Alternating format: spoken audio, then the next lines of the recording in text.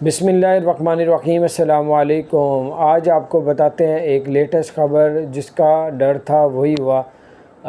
خلیج ٹائم میں آج آیا ہے کہ یو اے کے اندر جو ہے وہ ایک مونکی پاکس جو کیس جو ہے وہ آ چکا ہے، اور وہ اس میں کون تھا شخص، کس میں تھا وہ شخص؟ افریقہ سے آیا ہوا تھا یو اے، جس میں یہ جب ٹیسٹ کیا گیا تو اس میں وہی چیزیں تھیں، مونکی پاکس والی جو وائرس جو پھیلا تھوڑا بہت جو آیا ہوا اس دنیا میں۔ اللہ تعالیٰ بچا کے رکھے۔ اور کئی ڈاکٹر یہ بھی کہتے ہیں اس کے بارے میں